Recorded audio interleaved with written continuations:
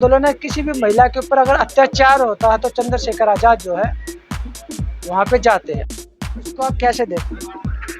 ये बड़ी शर्मनाक बात है कि किस तरह से सरकार द्वारा की जाती है। अब ये आपके सब लोग इस बात को अच्छी तरह जानते हैं। ऐसे क्या परेशानी आ गई कि उन पे हमला हुआ?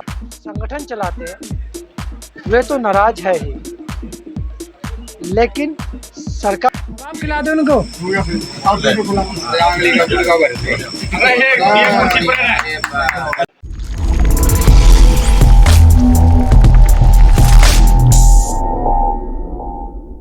नमस्कार, मैं Vijay Kumar Punia, VKP time news से। मैं हूं दिल्ली के अंदर। चंद्रशेखर आज़ाद पे जो 3 दिन पहले जो हमला हुआ था, उसको लेकर पूरे देश भर के अंदर बहुजन समाज के लोगों में गुस्सा है, आक्रोश है, नाराज़गी है और सरकार के खिलाफ नाराज़गी है। सरकार ने अभी तक कोई एक्शन नहीं लिया। कहा तो ये जा रहा है कि 3 लोगों को गिरफ्तार किया, लेकिन गिरफ्तार किया या दिखावा किया है ये तो तब पता लगेगा जब अच्छी तरह से गिरफ्तारी होगी और उनको सलाखों के पीछे जो है जिंदगी भर के लिए डाल दिया जाएगा। चंद्रशेखर आज़ाद एक ऐसे उभरते हुए नेता भी है, स्टार्स भी है और एक हीरो भी है बहुजन समाज के लिए। जिस तरह से काशीराम थे, उसी तरह से चंद्रशेखर आज़ाद भी जो है बहुजन समाज के लोगों को, चाहे किसी भी जाति बिरादरी का व्यक्ति क्यों ना हो, सबको जो है एक साथ लेकर चलने का वो काम करते हैं। जैसे जब किसानों ने आंदोलन किया था तब भी पूरे साल भर जो है किसानों को उन्होंने साथ दिया था। महिला पहलवानों ने जब आंदोलन किया था हरासमेंट को लेके, तब भी चंद्रशेखर आज़ाद उनके साथ गए थे और उनकी सहायता की थी। चाहे जाटों का आंदोलन हो, चाहे गुजरों का आंदोलन हो, चाहे किसी भी बिरादरी का आंदोलन है, किसी भी महिला के ऊपर अगर अत्याचार होता है तो चंद्रशेखर आज़ाद जो है वहाँ पे जाते हैं। लेकिन कुछ जातिवादी मानसिकता वाले लोगों को ये बात अच्छी नहीं लगती, जिसकी वजह से चंद्रशेखर आज़ाद पर 3 दिन पहले कायराना हमला किया गया। यहाँ तक कि 4 दिन पहले, हमले से 4 दिन पहले एक वेबसाइट पे उनको धमकी भी दी गई थी और धमकी के बाद जो है उस पर हमला ही कर दिया।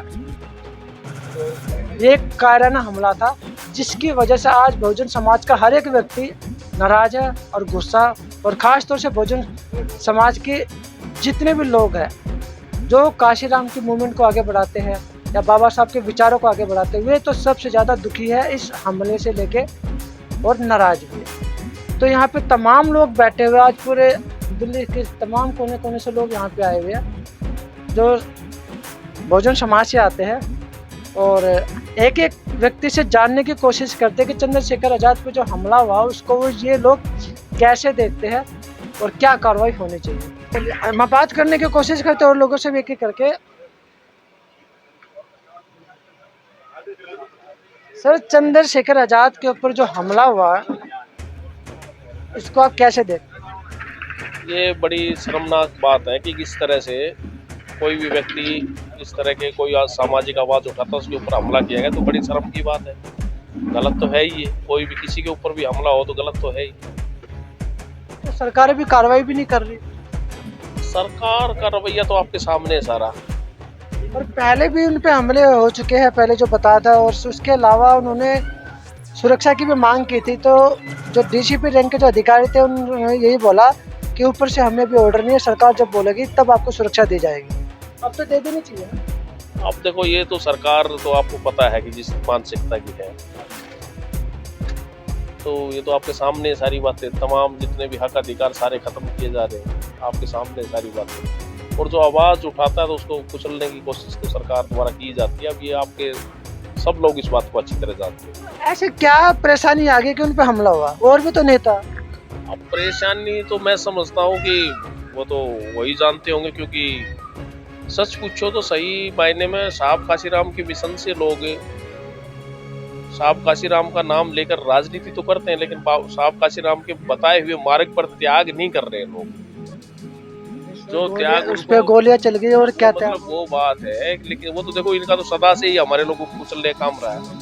मनोवादी लोगों द्वारा शुरू से ही हमारे लोगों को कुचलने का काम किया गया है। इसमें तो कोई दो राय है वाली बात है नहीं।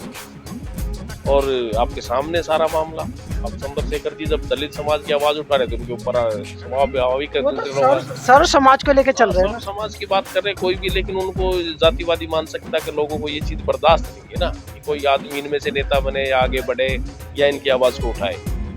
इसका रास्ता कैसे निकल सकता ताकि कोई रास्ता तो इसका बाबा साहब ने बता दिया, साहब काशीराम ने बता दिया, सत्ता लेनी पड़ेगी हमारे को। अब हम भटके हुए लोग हैं, अलग अलग संगठनों में बट करके बाबा साहब के नाम से संगठन चलाते हैं, लेकिन सही समय जब आता है हमारा तो हम उस समय सत्ता लेने से चूक जाते हैं बिना सत्ता लिए, क्योंकि बाबा साहब ने भी इशारा कर दिया कि तमाम समस्याओं का समाधान इस देश की सत्ता में आने से ही हम लोग कर सकते हैं, नहीं तो हमारा समाधान नहीं होगा किसी भी तरह का।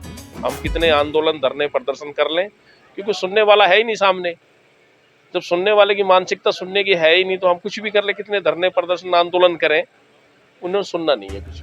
हमारे को एकमात्र लक्ष्य है कि सत्ता प्राप्त करनी पड़ेगी, तभी हम अपने लोगों को मान सम्मान की जिंदगी दे सकते हैं और अपने हक अधिकार की बात हम करवा सकते हैं। एक ही रास्ता है इसमें। आइए भगत जय भी।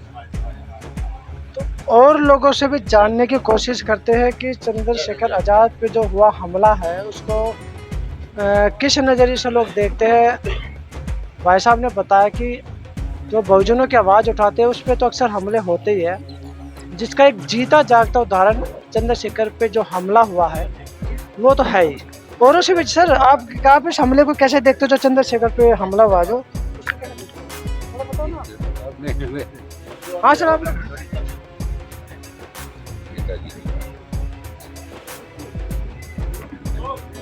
लोग हमले को लेकर लोग नाराज तो है, दिल्ली से लेकर उत्तर प्रदेश तक, लखनऊ तक और ऑल इंडिया के अंदर जितने भी राज्य हैं, जितने भी बहुजन समाज के लोग हैं या जो भी बाबा साहब अम्बेडकर के नाम से जो संगठन चलाते हैं वे तो नाराज है ही, लेकिन सरकार क्या एक्शन ले रही है वो आपके सामने है। तो तमाम बहुजन समाज के लोगों को जागना होगा, इकट्ठा होना होगा, अपने हक और अधिकारों को पहचानना होगा। ये हमला ये दिखाने की कोशिश कर रहा है कि आप अगर आगे बढ़ने की कोशिश करोगे तो आपको दबाने की वे लोग भी कोशिश करेंगे। तो आप लोगों को शिक्षा में एक्सपर्ट होना होगा, राजनीति में एक्सपर्ट होना पड़ेगा और समाज को एक सूत्र में बांध के आगे लेके आना पड़ेगा, तब जाके आप लोगों को हक और अधिकार मिलेंगे, जिस तरह से बाबा साहब अम्बेडकर ने और काशीराम ने बोला था। तो मैं Vijay Kumar Punia VKB time news से मुझे दीजिए इजाजत। धन्यवाद। वीडियो को शेयर हाँ एक ही बार दोनों इकट्ठा है। चलो बढ़िया बिल्कुल शेराना से साहब मस्त भैया।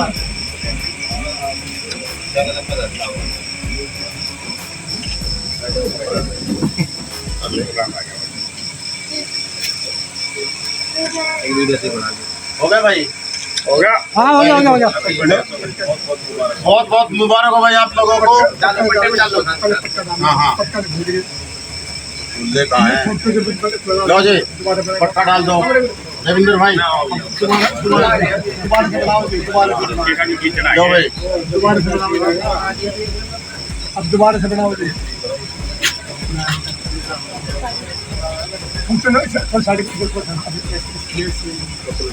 एक दूसरे को केक भी खिला दो।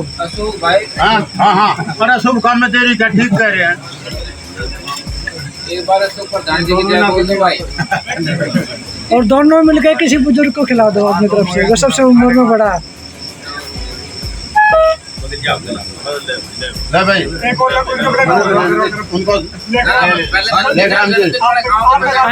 आप इनको खिला दो ना, आपस में खिला दो एक दूसरे को।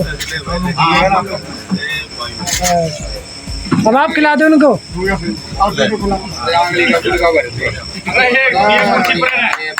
रंगोली का गुटका मत काटिए। ले भाई इधर इधर इधर लो भाई जी सबका से बहुत लो भाई। बस रोटी भी खानी है। अभी ना रोटी भी खाने का तो सारा ही नहीं खिला दो। फोटो लो भाई। सतपाल ले भाई सतपाल वेरी गुड।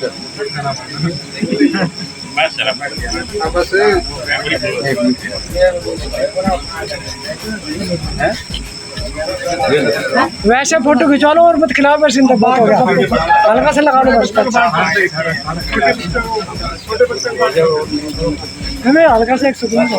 ठीक है बच्चों को जो पहले हाँ हाँ ये फोटो बनता है दोनों आप कैमरा खुला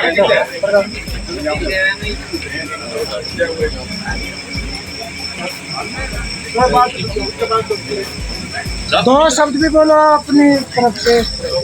रसोल जी, सतपाल, सभी साथियों का तहे दिल से धन्यवाद जो हमें है सभी लोग जय भीम। आप भी कुछ कहोगे? सभी साथियों का धन्यवाद, जय भीम। फटाफट डाल के दो इनको, एक तो ले सभी को। ठीक है